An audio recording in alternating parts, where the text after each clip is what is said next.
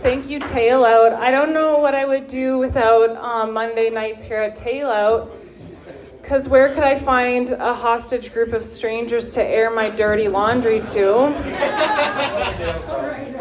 And what I mean by that is I was just sitting at the table and I said to my brother, there's something really big in my pants.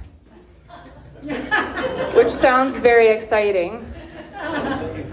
It was a bundled dirty boxers. Okay, so it wasn't a joke, you guys. This is just who I am.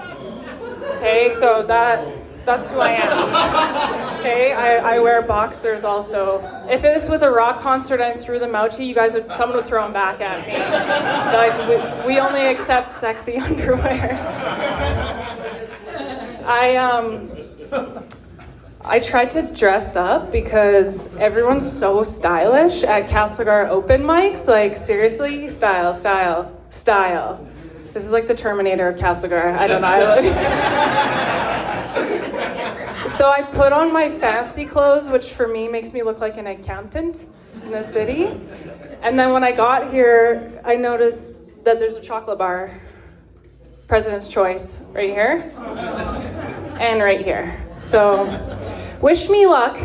I'm trying to be out on my own. I don't live with my mom anymore. I live with my brother. I'm 36. People ask if I'm too old for that. Yes. Okay. So I also would really like to air the dirty laundry of my family.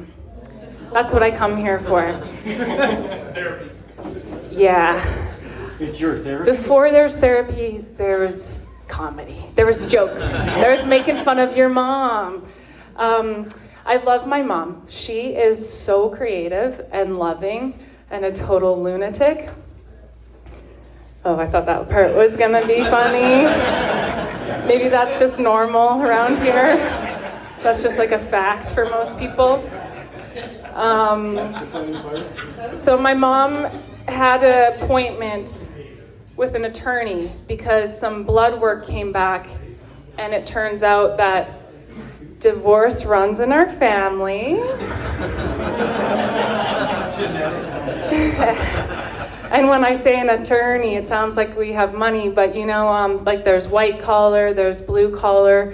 The kind of pro bono lawyers we get are for no collar people. Collars are for jobs. I'm appropriating the culture of jobs. I don't have a job right now. So my mom has this appointment with an attorney, and the attorney sees the name of my sister on the document, and the attorney couldn't hold back. She is like, Angel Blaze Star? That sounds like a stripper name. Offended, my mom was like, Angel would make a great stripper. I never seen a better ass shake. She ought to give you a lap dance right now. You ought to be paying us for this meeting.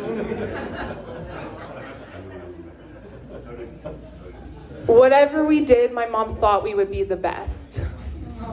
So supportive, she would be willing to become pimp to daughter. How many moms can say that?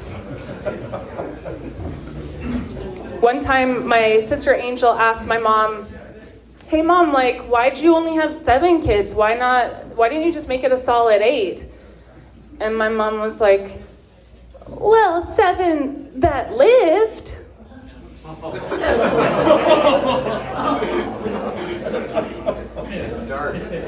And then she said, and the day isn't over yet. Now, if that isn't an optimistic lady, well, what is? Her gun's half full.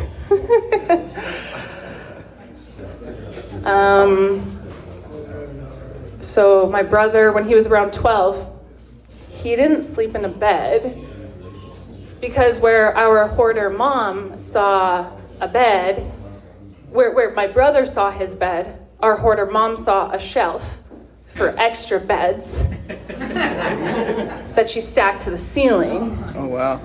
Only a hoarder has 16 beds and nowhere to sleep.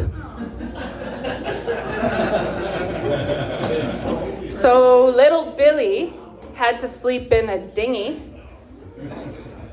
That's an inflatable boat. Or as Child Protective Services calls it, a cause for concern.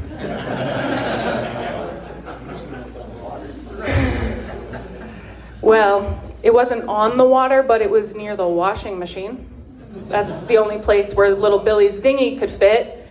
And I distinctly remember him saying proudly, "Yeah, I sleep on a dinghy in a sea of dirty clothes." Only Billy's sense of humor kept him from sinking. Now Billy can't get a waterbed without getting PTSD. I think it would be cool if Billy got a waterbed, put the dinghy on it. There you go. That takes it from sad to like just cool. When Billy got older, he told me about brainwaves. If you go on the internet, a lot of people are talking about brainwaves. And the thing is that some people, my brother told me, they're the more creative type. They're beta or alpha. I'm not the creative. I'm not the one that he liked. So my brother's like, yeah, you got like the cool alpha, let's say, brainwave. And then there's like the delta, HR people. HR type. And I was like, oh, HR, like human resources, like people with a job? People who just keep employees who don't like each other running to an organization together? Like, what duds?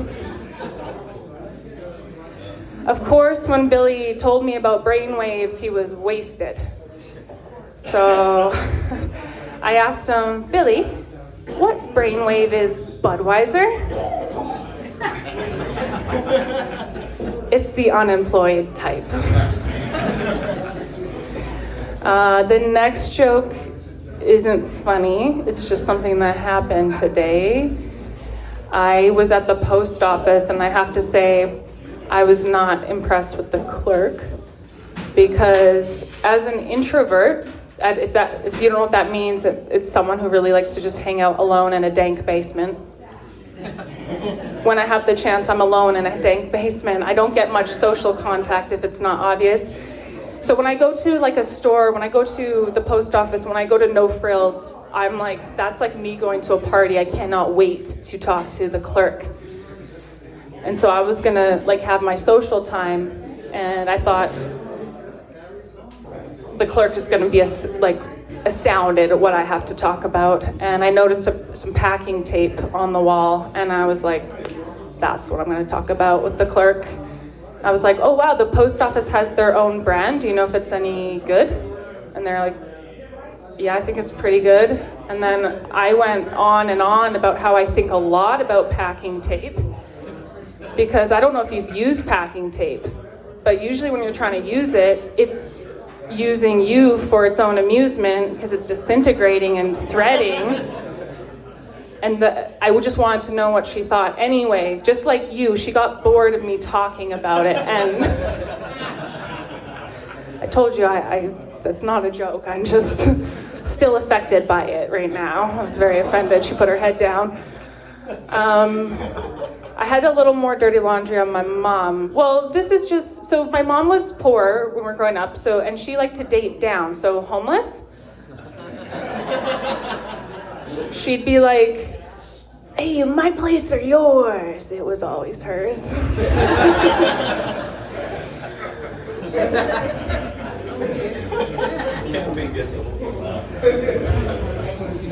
Yeah, when I'd go in the backyard, like, oh yeah, this part, okay, that's where I was gonna say, okay, so yeah. So something not everyone might know is that when you date one homeless man, you date his whole community. They all wanted to date my mom's house. Pretty soon, I was 9 and just running a shelter. I go into the backyard and instead of a scarecrow, there was just Scare Craig and Scary Joe. My mom hated the middle class. Sorry if any of you have jobs here. She wouldn't be a fan. So yeah, like, because when you think about it from her perspective, it's like, oh, middle class people have no taste. They listen to their music at a reasonable level. They listen to the authorities. They put their kids to bed on time. What losers! In contrast, experts on democracy say that the middle class is essential for social stability. My mom hated the middle class. She was unstable.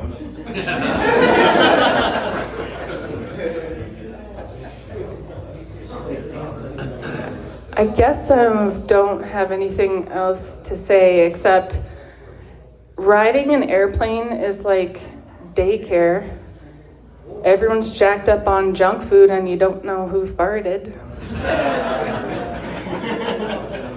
I just wanted to leave you with my most intellectual piece of work. And if you have the internet, I would love it if you followed me on Instagram. I would love to get my followers up to 36. And yeah, please make it 37, Bob. Thank you guys. Can't wait to listen to more great music.